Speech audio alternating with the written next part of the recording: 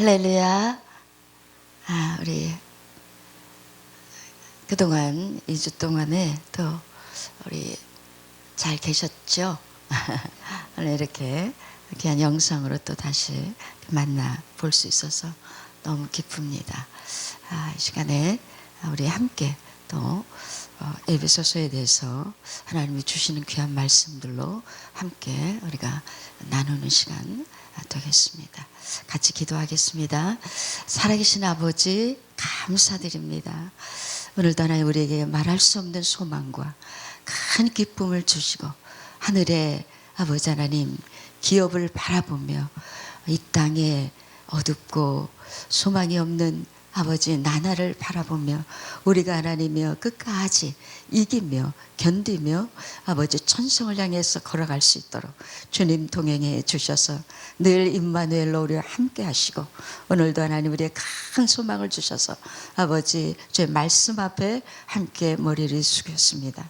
주님 이 시간도 주의 성령이 친히 오셔서 아버지 우리를 가르쳐 주시고 부족한 하나님의 종을 불쌍히 여겨주시고 입술을 열어 주의 복음을 증거하는 일에 조금도 부족함이 없도록 하나님 채우시고 기억나게 하시고 하나님 친히 하나님의 스승이 되어 주셔서 이 시간을 인도하여 주시옵소서. 우리 모두에게 하나님의 성령의 말씀을 깨닫는 하늘의 비밀을 볼 수 있는 기름 부음으로 충만하게 채워 주시옵소서. 우리 구주 예수 그리스도의 귀하신 이름으로 기도하옵나이다. 아멘. 에베소서 그 서론의 두 번째로 말씀을 드리는데요. 에베소서는 그 1장에 보면은요, 1장에 1장부터 6장까지의 그 내용 가운데에서 모든 그런 그 편지 서신이 그러하고 또 책의 그 주제도 역시 그렇습니다만은 1장의 서두에서 굉장히 그 중요한 사실을 거기에 1장에서 앞부분에서 아주 강조하는 것을 우리가 볼 수가 있습니다. 그와 마찬가지로 에베소에서도 그 1장에 아주 그 사도 바울의 그 가장 중요한 핵심적인 부분이 1장에 다 기록이 되어 있습니다. 그래서 1장을 잘 우리가 이 말씀을 영적으로 이해하고 그 말씀을 우리의 영혼 속에 이걸 받아들인다면은 그 6장까지는 굉장히 쉽게 풀어질 수가 있습니다. 그래서 1장이 얼마나 중요하고 또 얼마나 사도 바울이 이 1장에 심혈을 기울였는지를 우리가 1장을 보면은 알 수가 있거든요. 근데 1장에서 핵심적인 단어가 있습니다. 그것은 그리스도 안에서라는 말이 나오거든요. 그 그리스도 안에서라고 하는 그 말씀이 1장에서 13번이 나옵니다. 그리고 바울 서신에서는 약 300번 정도, 그 굉장히 300번에서 350번 정도의 그 그리스도 안에서 그리스도라는 그런 말이 이렇게 나오는 것을 볼 때에 바울의 핵심적인 단어는 뭐냐? 항상 그의 생각과 마음 속에 무엇이 주재하고 있느냐? 그는 그리스도가 주재하고 있다는 것을 우리가 알 수가 있죠. 그래서 이 그리스도에 대해서 우리가 좀 이 시간에는 그리스도에 대해서 좀 우리가 밝히 이 부분을 좀 우리가 한번 성경을 통해서 알아보기를 원합니다. 우리가 예수님에 대해서는 잘 이해를 하고 있어요. 예수님은 마태복음 1장 21절에 아들을 낳으리니 그 이름을 예수라라. 이는 그가 자기 백성을 그들의 죄에서 구원할 자이심이라 그랬거든요. 그래서 예수라고 하는 이름은 구원자, 자기 백성을 그 죄에서 구원하시는 구원자다.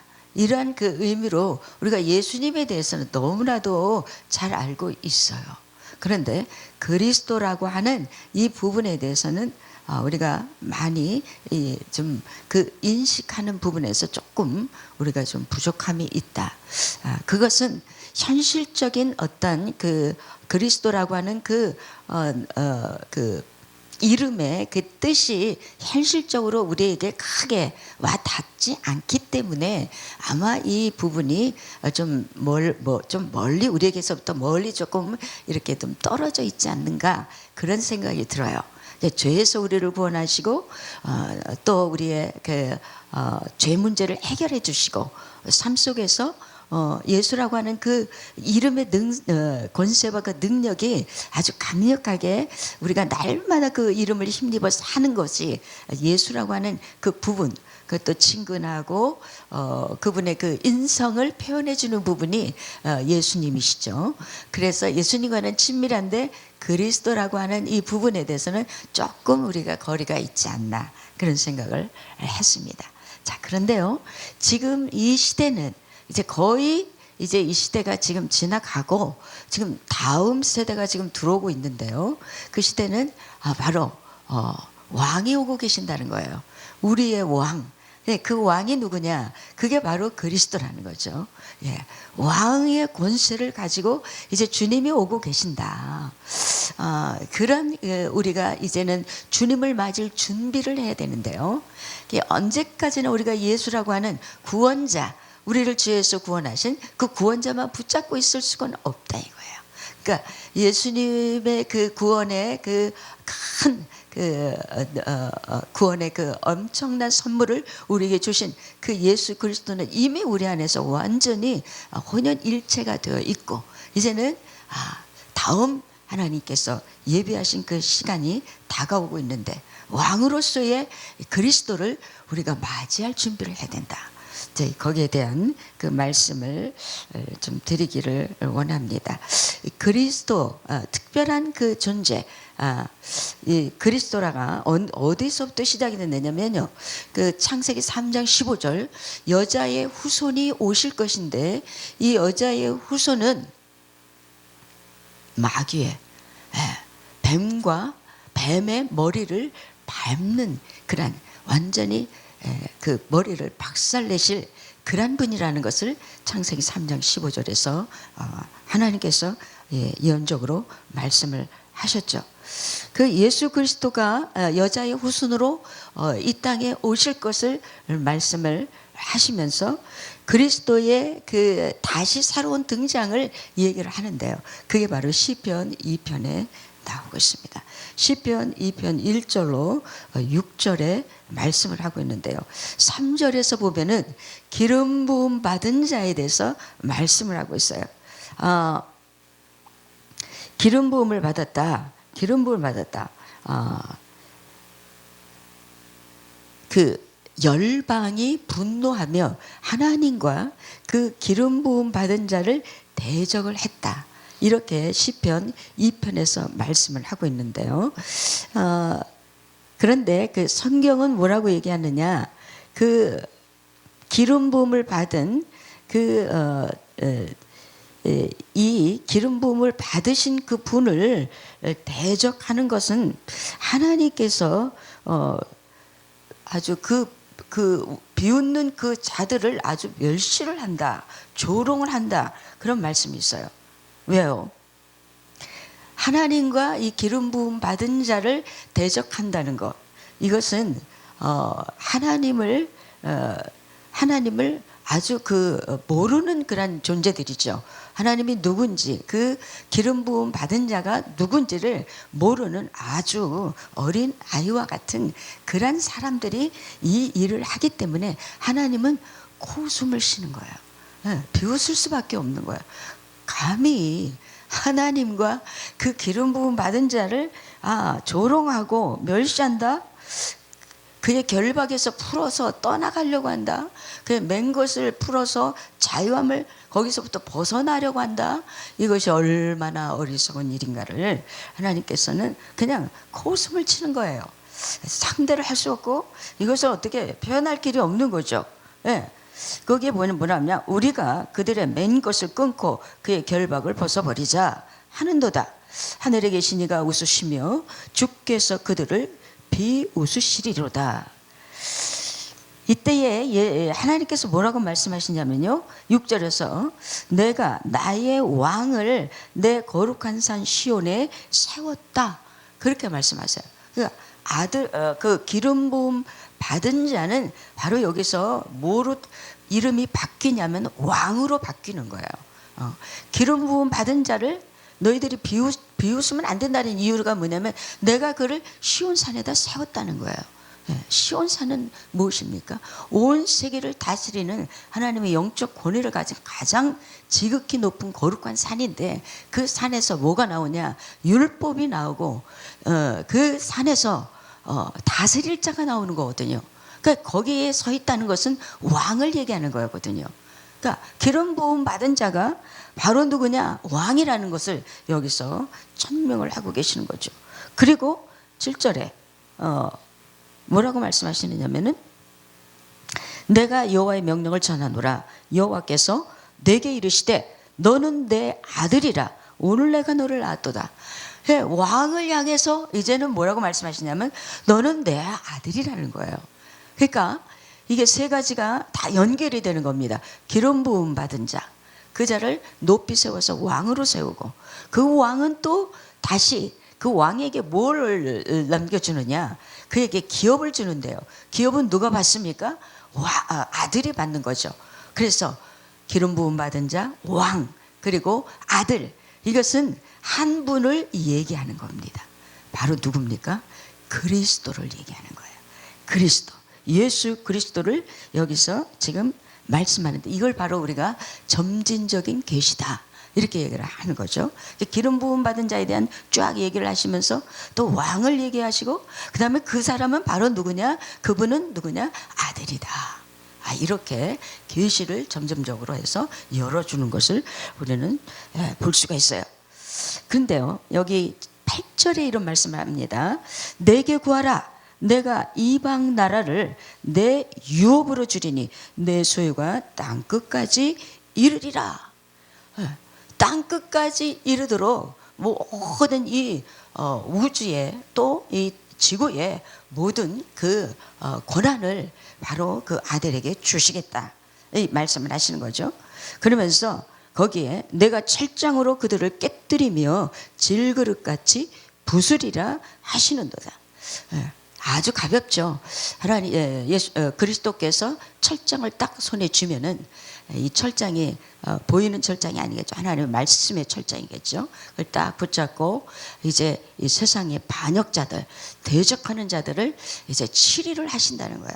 근데 그걸 깨는데요, 마치 질그릇같이.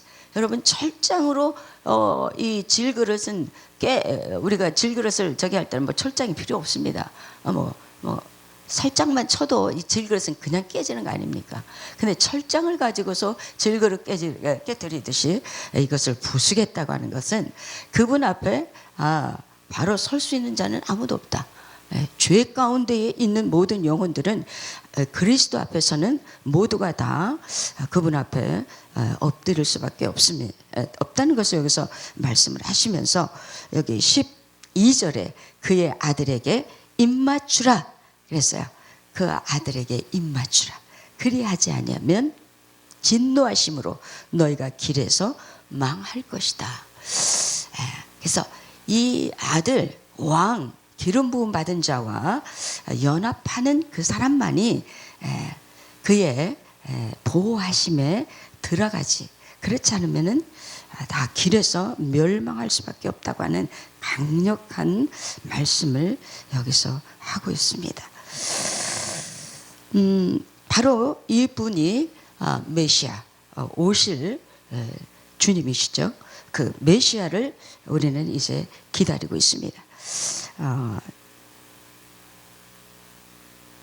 이 그리스도라고 하는 그 어원에 대한 말씀을 제가 시편 2편에서 지금 말씀을 드렸고요. 두 번째는 그러면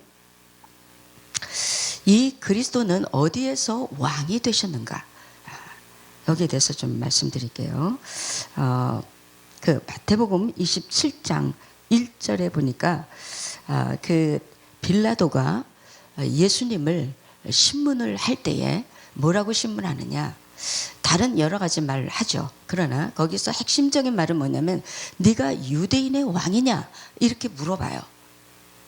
내가 유대인의 왕이냐? 이렇게 물어볼 때에 예수님이 내 말이 옳도다 이렇게 말씀을 하시는 거예요. 여러 가지 질문했을 때에 예수님께서 이렇게 잘 대답을 안 하셨고 침묵으로 많이 이렇게 계셨는데, 요 말을 물어볼 때는요 침묵하지 않고 아주 분명한 목소리로 말씀을 하셨는데, 내 말이 옳도다 이렇게 말씀을 하셨어요.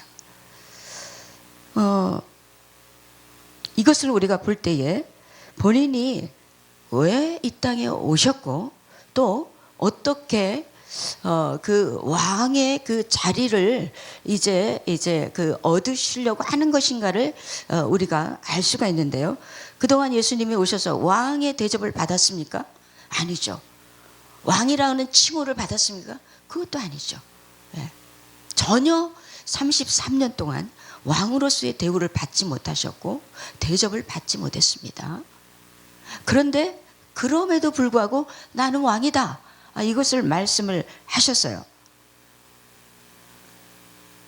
그런데 이 말을 하는 순간에 그 빌라도는 뭐라고 얘기했느냐, 무엇을 생각을 했냐면은 그 예수님이 하시는 말씀에 대해서 그대로 100% 수용을 하는 것을 볼 수가 있어요.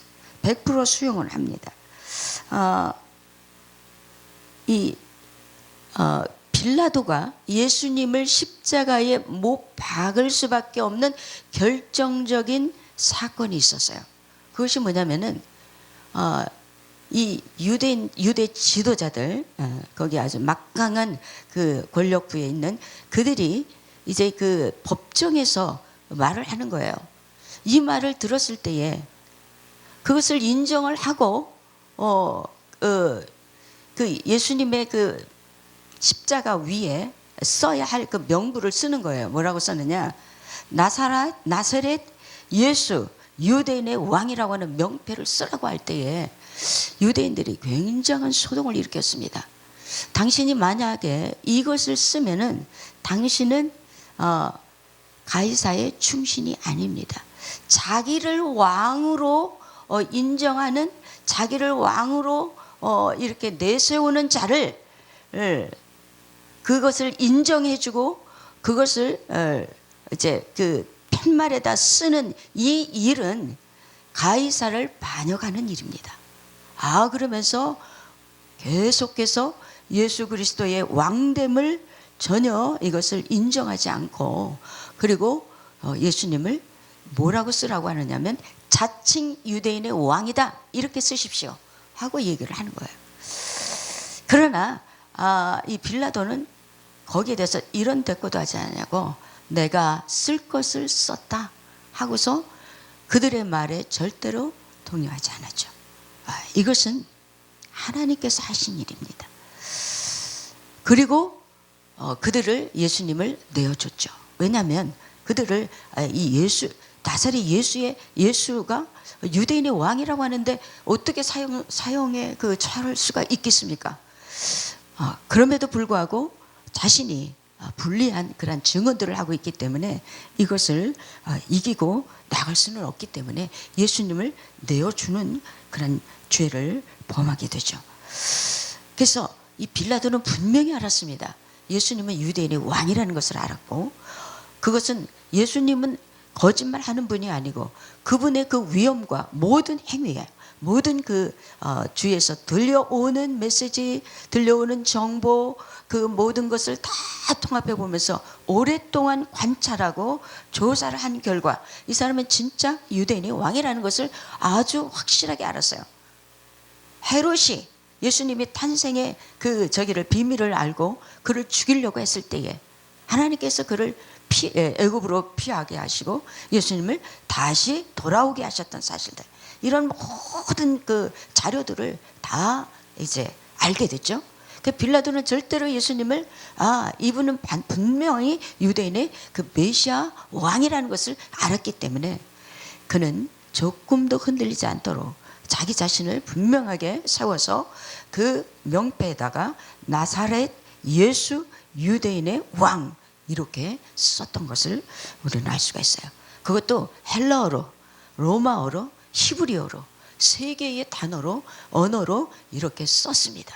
그래서 이거는 온 세상에 선포되어졌고 이것은 온 인류가 다 볼 수 있도록 들을 수 있도록 이것을 선포했던 사실. 이것은 누가 한 것입니까? 하나님께서 하신 것이죠.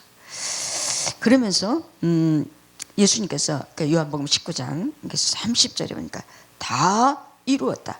다 이루었다. 예. 무엇을 이뤘습니까? 속죄 사역을 이루었고 여기서 그리스도가 왕이 되는 메시아가 왕이 되는 이 사역을 여기서 마치게 된 거예요. 완전히 도장을 찍은 겁니다. 그러니까 그분은 십자가를 통해서 왕이 됐다고 하는 사실을 이것이 이제 증거가 되어지고 선포되어졌다는 사실을 우리가 알아야 되는 것이죠. 그러니까 왕은 그냥 왕이 되는 게 아니에요. 그래서 여러분 우리가 그리스도라고 하는 것은 수많은 사람들이 그리스도를 기다리고 있어요. 메시아를 기다리고 있습니다. 그러나 그 기다리는 석가 미륵이라고 하는 사람이 미륵이라고 하는 그 인물이 언젠가 그 불교계에서 나타날 것이다. 그 미륵이 나타나는데 그가 메시아다. 이 세상을 구원할 메시아다. 이렇게 기다리고 있어요. 불교에서는요. 근데 그 미륵은 인생을 위해서 그 죄의 그 십자가에서 그 자기 백성을 위해서 몸을 희생을 해서 죽은 피를 흘려서 그들의 죄를 사해 준 그런 일이 있습니까? 그런 일이 없습니다. 세상에 그 어떤 누구도 자기 백성을 위해서 왕이 그 백성을 위해서 자기를 희생하고 자기 목숨을 버려서 그 백성들의 모든 무거운 짐을 다 풀어주고 모든 질병을 치유해주고 모든 문제를 해결해준 그런 메시아는 지금까지 없었다. 분명히 그는 나사렛에서 나와야 되고 그리고 유대에서 나와야 되고 그리고 다윗의 자손으로 와야 되고 아브라함의 족속으로 나와야 되고 분명한 그런 신분과 그의 모든 그 정체성이 완전히 성경 예언대로 들어맞아야 그게 진실한 그리스도요. 그리고 십자가를 지신 그분만이 왕으로서의 존재를 인정받는 것이다 라는 것을 우리가 분명히 알기 때문에 누구도 흉내낼 수 없는 귀중한 사실입니다. 세 번째는 뭐냐? 왕으로 어떻게 통치할 것이냐. 그럼 이 그리스도가 어떻게 통치할 것인가? 거기에 대해서 우리가 좀 알아보겠습니다. 이사야 9장 6절로 7절에 보면은요, 거기에 한 아기가 탄생을 할 것이다 그랬어요. 한 아기가 탄생을 하는데 하나님께서 한 아기를 우리에게 주셨고 한 아들을 우리에게 보내셨다. 이런 말씀을 하면서요, 그 아기에게 어떠한 그 모습이 보여지느냐? 이 아기는 그 어깨에 뭐를 메었다? 정사를 메었다. 할렐루야. 이 아기는요, 그 어깨에 정사를 메었습니다. 정사가 뭡니까? government. 네, 정부예요. 그 정사라고 하는 것은 정부를 얘기하는 거죠. 네. 그러니까 한 나라의 모든 정사와 권세를 가진 그 아기라는 거예요. 그 어깨에, 어깨는 뭐냐? 권세를 의미하는 거죠. 그러한 그 정사와 권세를 가지고 태어나셨습니다. 그런데 그의 이름이 5가지 이름으로 나오는 거예요. 그의 이름이. 그러니까 첫 번째는 그의 이름은 뭐냐? 기묘자다. 기묘자다. 이게 원더풀이라는 그런 영어로 나와 있지만은 너무 미미합니다. 영어로는. 히브리어 단어로 우리가 더 깊은 것을 볼 수가 있어요. 이 기묘자는 뭐냐? 아주 탁월한 거예요. 누구도 흉내 낼 수 없는 완전히 뛰어넘는 4차원의 아주 3차원의 세계에서는 이해할 수 없는 아주 탁월한 그런 그 힘을 갖고 있는 분이고, 그 다음에 아주 경이로운 거예요. 그러니까 매 순간마다 우리가 놀랄 수밖에 없는 경이로움을 갖고 계시고, 그는 신비 속에 쌓여 있습니다. 아주 신비로운 거예요. 인간이 흉내낼 수 없는 아주 신비로운 거. 신묘막측하다고 우리가 얘기를 하죠. 그 다음에 우리가 이 상상을 불허하는 거예요. 그러니까 인간이 상상하는 단계가 있습니다. 우리의 머리로 상상할 수 있는 그 한계가 있어요. 근데 상상을 뛰어넘는 거예요. 기묘라고 하는 것은 우리의 상상을 초월하는 거기 때문에 아예 상상도 할 수 없는 그 신비한 그 기묘한 곳에 계시는 분이다. 이것을 우리가 안다면은 그분의 그 놀라운 그 부분을 우리가 머리 숙일 수밖에 없고 그 앞에 우리가 무릎을 꿇을 수밖에 없습니다. 근데 그분은 두 번째 이름이 뭐냐면 모사라는 이름을 갖고 있어요. 여기 성경에 영어로는 카운슬러라고 하는데 이것도 너무나도 카운슬러라고 하는 그 의미가 너무나도 참 굉장히 그 가볍죠. 네. 이 모사라고 하는 것은 우선 이제 상담자다 그렇게 얘기를 할 수 있죠. 네. 모든 문제를 해결할 수 있는 거예요. 이 땅에서 상담자는요 다 100% 문제를 해결할 수가 없습니다. 그러나 이 아기 예수 그리스도는 모든 문제를 다 해결할 수 있어요. 그분이 해결하지 못하는 일은 아무것도 없습니다. 다 할 수 있습니다. 그래서 그분은 우리의 모든 문제를 해결하시는 해결자시다. 모든 갈등을 해소하고 나라와 나라 사이에 인간과 인간 사이에 가문과 가문 사이에 민족과 민족 사이에 학문과 학문 사이에 모든 정치, 경제, 문화 모든 분야를 막론하고 모든 갈등과 이게 엮여진 모든 것들을 풀어낼 수 있는 위대한 그러한 그 상담, 그러한 그 모사다. 예, 어떤 한 부분에 국한되어 있지 않다는 사실 여러분이 꼭 아시기 바랍니다. 그래서 학문과 학문이 서로 연대하고 정치와 경제가 서로 연대하고 또 학문과 또 정치가 연대를 하고 지금은 다 통합의 시대죠. 모든 것이 통합의 시대가 되어가지고 서로가 서로를 보완해 주면서 같이 나가는 그런 융합의 시대인데요. 이러한 그 일들을 친히 하시는 것을 우리가 알 수가 있어요. 그분의 지혜가 이 모든 것을 섭렵을 하시는 거죠. 그분은 우리의 스승이시고 그분은 아주 놀라운 지략가요 전략가이십니다. 그래서 모든 분야에서 우리가 이제 이루어나갈 일들이 지금 일어나고 있는데 지금 양자역학이 여러분 잘 아시죠? 여러분 굉장히 지금 붐이 일어나고 있는데 양자역학이 어떤 일이냐? 과거에 우리가 쓸 수 없었던 분야 97%의 그런 그 묻혀있던 부분들이 지금 열리고 있는 거예요. 하나님께서 열어주시는 이유가 뭐냐? 지금 천년왕국으로 우리가 들어가야 되는데 우리의 수명이 이제 길어질 것입니다. 길어지면서 천년왕국을 지금 향해서 나가는데 그 천년왕국은 이제 우리 97% 잠겨졌던 이 97%의 그 DNA가 오프되는 거예요. 저기 온이 되는 거예요. 오프는 꺼져 있는 거고 온은 이게 켜지는 거예요. 그러니까 그동안에 우리의 DNA의 97%가 다 이렇게 오프되어 있었어요. 꺼 있었어요. 근데 하나님께서 지금 온으로 하나씩 켜고 있는 것을 우리는 느낄 수가 있습니다. 전혀 상상도 못한 일들이 일어나고 있는데요. 1000년 동안에 해야 될 그러한 일들을 단 0점 몇 초 만에 그냥 이것이 다 순식간에 이루어지는 거예요. 여러분 그걸 상상이나 해봤겠습니까? 상상도 못한 일들이죠. 이제 뭐 영상에 보니까 죽은 자가 나타나가지고 산자와 영상으로 얘기를 하는 거예요. 그걸 누가 하겠습니까? AI가 다 하고 있습니다. 그래서 죽었던 사람이 웃으면서 잘 있었니? 너무 보고 싶었다. 그러니까 막 바라보면서 죽었던 사람이 영상으로 보는데 얼마나 가슴이 뭉클하겠습니까? 그래서 눈물을 흘리면서 하는데 하는 말마다 다 대답을 해주는 거예요. 저도 그거 보고 소름이 좀 끼치더라고요.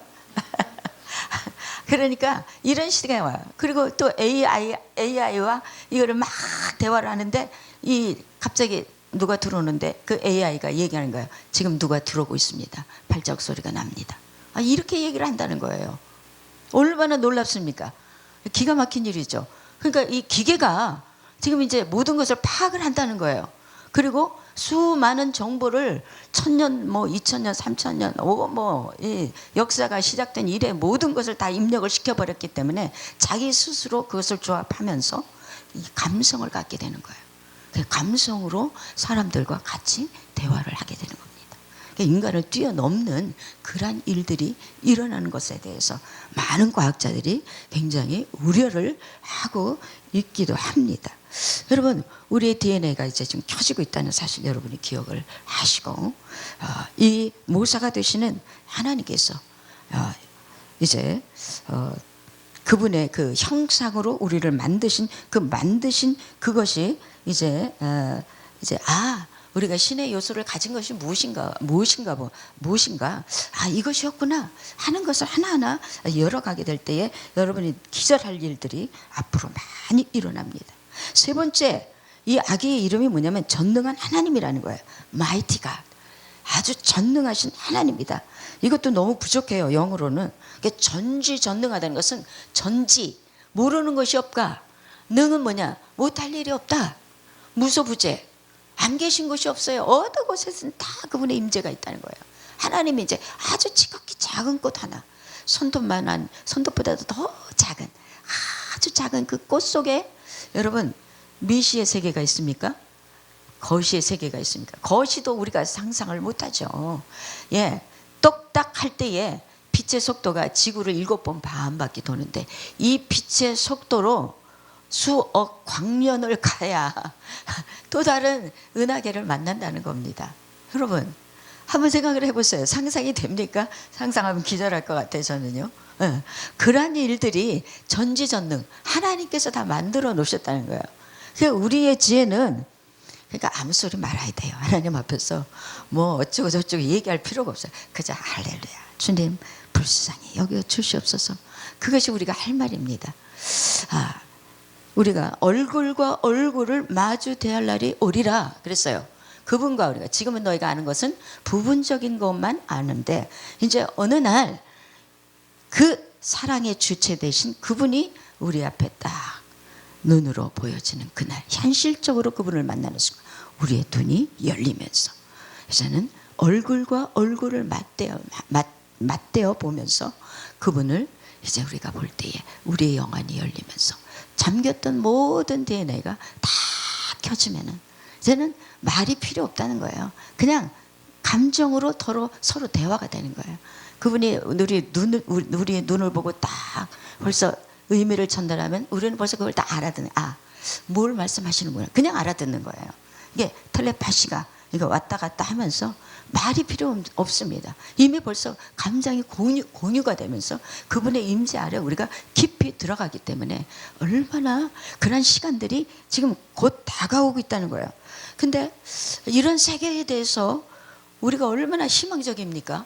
현실적으로 다가오는 그 어려운 이런 일들만 바라보면서 우리가 매우 두려워하는 것을 우리가 보게 되죠. 이런 데서 우리가 벗어나야 되겠죠. 그 네 번째는 영원한 아버지예요. 이름이 뭐냐? 영원한 아버지다. 이 아기의 이름이 뭐냐? 영원한 아버지다. Eternal 또는 Everlasting Father. 그러니까 가족 공동체를 이룬다는 거예요. 여러분 이거 잘 기억을 하세요. 천국은요 가족입니다. 가족 공동체가 이루어지는 거예요. 그러니까 이 땅에서 우리가 가족이라고 하는 구성체는요 피로 이어진 것이기 때문에 생명을 주고 자식을 위해서 생명을 주고 부모를 위해서 생명을 주고 형제를 위해서 생명을 주는 유일한 구성단체가 가족이거든요. 남을 위해서 내가 희생을 하는 것도 한계가 있겠지만 그는 의무적으로 하는 거지 실질적으로 내가 정말 할 수 있는 것은 아니잖아요. 그러한 이 가족 구성단 그 공동체로서의 천국은 그런 곳이라는 거예요. 그래서 아버지로서 우리를 도와주시고 우리를 품어주시고 우리를 사랑하시고 우리를 이끌어 주시는데 그 속에 뭐가 있습니까? 부모는 자식을 위해서 희생하고 헌신한다는 얘기죠. 그러니까 이 가족 구성체 그리고 그 나라의 모든 공동체 안에는 하나님의 깊은 어린 양이 흘리신 보혈의 피가 계속해서 흘러가고 그것이 증언. 그 어린 양은 영원히 사라지지 않습니다. 하나님과 어린 양은 언제나 함께 계시거든요. 그러니까 그 구속 사역을 잊지 말아야 해요. 우리에게 알리시는 것이 뭐냐? 너희는 이 가족 공동체, 영원한 하나님의 나라, 영원한 아버지 이것을 이루기 위해서 흘리신 자신이 친히 흘리신 그 피를 잊지 말라고 어린 양으로서 늘 우리에게 보여주시는 거예요. 그래서 거기에는 희생이 있고 헌신이 있었기 때문에 이 공동체는 너무너무 아름답고 서로를 지속적으로 섬기면서 희생하고 헌신하면서 서로를 섬기면서 그렇게 이것이 아름답게 이루어지면서 어디로 가느냐? 영혼을 향해서 가는 거예요. 이 수레바퀴가 뭐냐? 사랑의 수레바퀴입니다. 영혼을 향해서 돌아가는 이 수레바퀴는 사랑이 아니면 굴러갈 수가 없어요. 희생과 헌신이 없이는 굴러갈 수가 없어요. 그 앞에 누구 다 무릎을 꿇을 수밖에 없고 그 앞에 누구 다 겸손과 온유함으로 갈 수밖에 없는 그 공동체의 밑바닥에서 흐르는 어린 양의 피가 이것을 이끌어가고 있다는 사실을 우리는 이 말씀을 통해서 깊이 유추해 볼 수가 있습니다. 마지막으로 이 어린 아기의 이름이 뭐냐? 5번째, 평강의 왕입니다. 평화의 왕이에요. 그래서 이 평화는 뭐로 인하여서 이 평화가 유지되느냐? 이 조화가 있어야 돼요. 그리고 질서가 있어야 되죠. 조화와 질서와 그 다음에 공평과 정의가 있어야 돼요. 그래야 평화가 유지가 됩니다. 근데 이것을 이루겠다는 거예요. 내가 다윗의 왕자에 올라서 그 왕자를 내가 든든하게 세우는데 공평과 정의로 이 평화의 이 모든 것을 내가 이루겠다. 만군의 여호와의 열심이 이를 이루실 것이다. 만군의 여호와의 열심이요. 이 질러스라고 하는 것은요, 아주 강력한 아주 원동력입니다. 그래서 이 평화의 그 공의와 정의를 이끌어내기 위해서 모든 심혈을 기울이겠다는 거예요. 하나님께서. 반드시 그 나라는 공평과 정의로 이 평화를 유지하면서 이것을 지속해서 나가겠다. 이것이 하나님의 큰 뜻입니다. 네 번째 말씀드리겠습니다. 네 번째는 왕국의 시기입니다. 그럼 언제 그리스도께서 오셔서 우리를 다스릴 것인지 그 시기에 대해서 말씀을 드리겠습니다. 어느 시점에 대환란이 시작이 되겠죠. 대환란이 7년 대환란이 시작이 되고 그 전 3년 반에 있어질 일들 그리고 후 3년 반에 있어질 일들 그래서 후 3년 반에는 적그리스도의 정부가 세워지죠. 적그리스도의 정부가 그리고 모든 인류를 향해서 마귀는 이 짐승 정부는 인류를 자기의 그 다스림 아래 넣기 위해서 사람들에게 마귀의 인을 받으라고 표를 한다고 성경은 기록이 되어 있어요. 그런데 이 대환란이 마지막으로 지나가고 마귀가 잡힙니다. 마귀가 잡히기 전에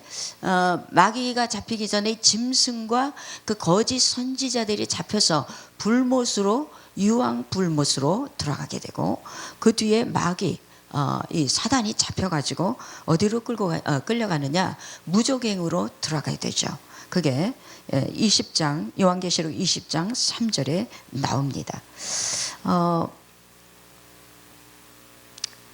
그리스도께서 오셔서 요한계시록 19장 20절이죠. 오셔서 짐승과 거짓 선지자를 유황불못에 이제 집어 던지고 그리고 사단을 결박하여서 무저갱으로 넣는 그 역사를 이제 요한계시록에서 19장에서 말씀을 하고요. 그 다음에 바로 20장 4절로 6절에 그리스도와 더불어 이제 그 표를 받지 않고 또 죽었던 자들이 이제 그 순교자들이 다시 부활해서 예수 그리스도와 함께 1000년 동안 통치를 하게 됩니다. 요때에 그 통치하는 그 시간이 1000년이라고 하는 그 시간 동안에 예수님이 만왕의 왕이 되셔서 이 세대를 이제 통치를 하게 되죠. 거기에 그 첫 번째로 부활한 그 둘째 사망에 속하지 아니한 자들이 이 부활에 참여하여서 그리스도와 함께 이제 이 통치를 같이 하게 됩니다. 그래서 그 시기는 여러분 우리가 잘 기억을 하셔서 언제쯤이냐? 그거는 7년 대환란이 끝나고 바로 그 천년왕국으로 들어간다라고 하는 사실을 여러분이 아시면 좋겠습니다. 다섯 번째는 뭐냐면요. 그럼 왕국은 그 그리스도가 다스리는 그 천년왕국의 그 상태, 그 땅은 어떠한 땅인가 이것을 보게 되는데요. 그 땅은요. 그 대환란 기간 내 어떤 일이 일어나느냐? 전부 이 눈에 보이는 모든 세계, 이 지구가 그리고 우주가 완전히 새롭게 되어지는 시간들이에요. 그래서 기존에 있던 이 땅은 흔적도 없이 사라질 것이다. 기억도 되지 않을 것이다. 언제 지구가 있었나? 언제 우리가 지구에서 살았나? 하는 것조차도 잊어버려 생각이 나지 않을 것이다. 그래서요. 다시는 기억되지 아니할 것이다. 뭐 때문에요? 새 하늘과 새 땅이 오기 때문입니다. 그런데 그 상태가요. 새 하늘과 새 땅이 오기 전에 어떤 일이 일어나느냐? 하늘의 만상이 다 사라질 것이다. 이사야 34장 4절에 보니까 마치 두루마리가 말리듯이, 두루마리가 이렇게 돌돌돌 말리잖아요. 그것이 말리듯이 이 하늘이 말리면서 떠나가는 거예요. 마치 나뭇잎이 마르면은 여기 그냥 마르면 돌돌돌 말리듯이, 두루마리가 말리듯이 이 모든 만상이 그렇게 될 것이라고 얘기를 하는 거예요. 그러니까 지금 그 지난번에도 말씀을 드렸습니다. 제가 말씀을 드렸는데요. 그 양자 지금 분리기, 원심 분리기를 지금 돌리고 있는 그런 그 적그리스도 정부에서 그거를 4차원의 문을 열기 위해서 그거를 지금 돌리고 있는데요. 그게 만약에 이게 열리면은 어떤 일이 일어나느냐? 온 세계가 이 지구와 우주가 완전히 이게 떠나간다는 거예요. 그러니까 성경에 정확하게 지금 그것을 예언을 하고 있는 거예요. 그러면서 많은 이 물리학자들이 그거를 하면 안 된다. 굉장히 이걸 하면은 큰 지구가 완전히 축구공만하게 그렇게 축구공 뭐 얼마 되지 않는 그런 그 축구장 공이 아니라 축구장 그런 그 몇 개 분량의 그 정도로까지 축소가 될 것이다. 이렇게 얘기를 하는 거예요. 그러면서 거기에 대한 그 연구가 지금 무분별하게 지금 이루어지고 있는 것에 대해서 큰 염려를 하고 있는 것을 알 수가 있어요. 그러니까 제가 다 얘기를 안 해도 여러분 다 찾아보면 다 지금 나오고 있습니다. 그거는 그냥 뭐 이렇게 비밀이 아니기 때문에 이건 모든 과학자들이 다 알고 있고 물리학자들이 다 알고 있습니다. 여러분들이 보기를 원하면은 다 알 수가 있어요. 관심만 가지시면. 그러니까 여러분들이 좀 보시고 이제는 과학과 성경이 함께 가고 있다는 것을 여러분들이 절실히 느껴야 됩니다. 성경이 무슨 이거 허무맹랑한 어떻게 하늘이 종이축처럼 이게 말려가지고 없어지는 이런 일이 있을 수 있을까? 성경을 여러분 허무맹랑한 그런 말씀이라고 생각하면 큰 오산입니다. 성경은 진실합니다. 절대로 오류가 없어요. 거짓이 없습니다. 100% 여러분이 믿으셔야 되는데 그것이 지금 이 과학에서 증명을 하고 있는 이 현 시대에 우리가 살고 있다는 것만 생각해도 얼마나 저는 놀라운 거예요. 한 번만 얘기한 게 아닙니다. 요한계시록 6장 6절에도 보면은 6장에도 보면은 6째 인이 띄어질 때에 하늘의 별이 막 떨어지는 거예요. 해가 어두워지고 달이 검어지고 그리고 하늘이 두루마리처럼 이게 말려면서 떠나가고 섬과 산이 다 없어지고 옮겨지고 이런 일들이 일어날 것이다. 이게 똑같은 말씀이 지금 한 군데서만 일어나는 거예요. 계시록 구약에도 나오고요, 요한계시록에 나오고요, 히브리서 12장에도 나옵니다.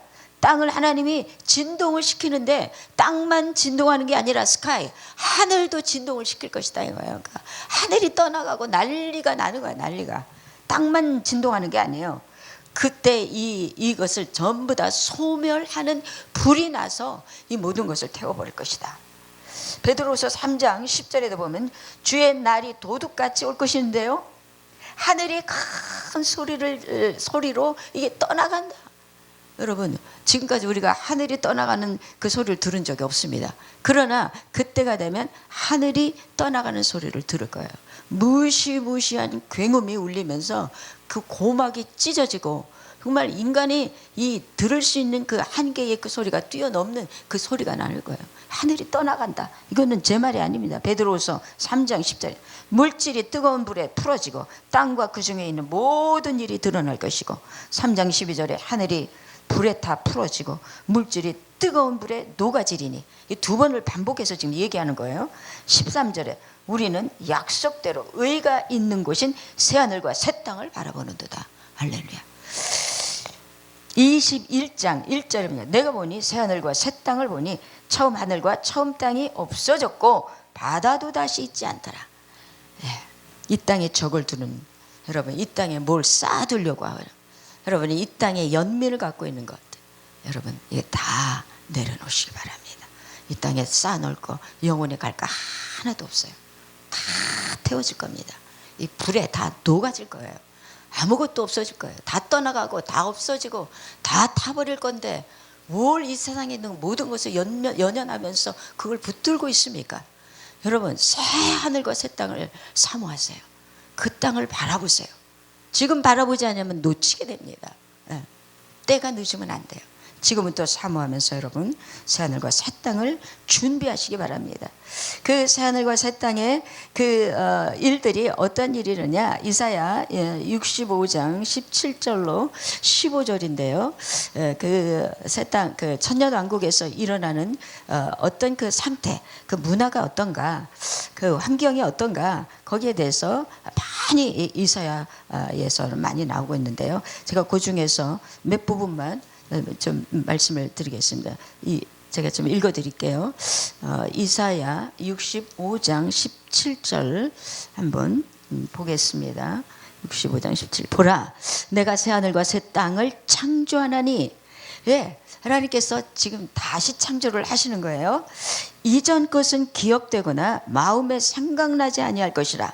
너희는 내가 창조하는 것으로 말미암아 영원히 기뻐하며, 할렐루야, 즐거워할 것이다. 보라, 내가 예루살렘을 즐거운 성으로 창조하며 그 백성을 기쁨으로 삼고, 그리고 내가 예루살렘을 즐거워하며 나의 백성을 기뻐하리니 우는 소리와 부르짖는 소리가 그 가운데서 다시는 들리지 아니할 것이라. 많은 분들이 지금 커밍아웃을 하고 있어요. 그런데 그 불의에서 자기 자신의 그 가문을 지금 드러내고, 그 전두환 대통령 했던 전두환 대통령의 그 손자가 지금 자기 가문을 지금 다 이렇게 드러내더라고요. 그러면서 우리는 살인자의 가정이요, 우리는 비겁한 자고 돈을 착취한 아주 우리 가문은 악한 가문이라고 막 이걸 지금 이게 토로를 하고 있더라고요. 얼마나 많은 사람들이 그가 왜 당신이 이거를 합니까? 그렇게 물어보니까 우리 가문으로 인해서 얼마나 많은 약자들이 죽었고, 얼마나 많은 약자들이 손해를 보고, 얼마나 많은 약자들이 아픔을 겪었는지, 그거에 대해서 자기는 너무 마음이 아프다는 거예요. 그 청년인데 그것을 자기가 얘기를 하는 거예요. 그 견디지 못해서 막 마약을 하고, 그 자기 가문의 그 수치와 아픔을 생각하면서 부모의 그 잘못한 것을 보면서요, 마약을 하면서 그것을 잊으려고 하고 때로는 자살을 시도하고, 이런 그 고통을 당하는 그런 적이 했던 것을 얘기하는데, 우리가 아는 것은 그것은 빙산의 일각이죠. 얼마나 많은 사람들이 지금 죄를 짓는데, 그런데 여기에는 그런 일이 이제는 영원히 사라진 거예요. 거기는 날수가 많지 못하여 죽는 어린이와 수완이 차지 못한 노인이 다시는 없을 것이다. 100세에 죽는 자를 젊은이라 하겠고, 100세가 못되어 죽는 자는 저주받은 자라. 그들이 가옥을 건축하고 그 안에 살겠고, 포도나무를 심고 열매를 먹을 것이며, 그들이 건축한 데 타인이 살지 아니할 것이며, 그들이 심은 것을 타인이 먹지 아니하리니 이는 내 백성의 수완이 나무의 수완과 같겠고, 내가 택한 자가 그 손으로 일한 것을 길이 누릴 것이며, 그들의 수고가 헛되지 않겠고, 그들이 생산한 것이 재난을 당하지 아니하리니 그들은 여호와의 복된 자와 자손이요 그들의 후손도 그들과 같을 것이라. 여러분 24절 그들이 부르기 전에 내가 응답하겠고 그들이 말을 마치기 전에 내가 들을 것이며 이리와 어린 양이 함께 먹을 것이요 사자가 소처럼 즙을 먹을 것이며 뱀은 흙을 양식으로 삼을 것이니 나의 성산에서는 해함도 없겠고 상함도 없으리라 여호와의 말씀이니라.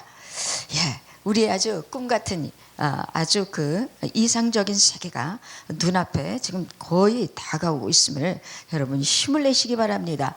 약자들, 눌린 자들, 그리고 지금도 손해를 보고 괴로워하는 자들 조금만 참으세요. 하나님이 그거 다 보상하십니다. 그 인내와 그 아픔 견디는 것들 하나님이 다 갚아주신다고 약속을 하셨어요.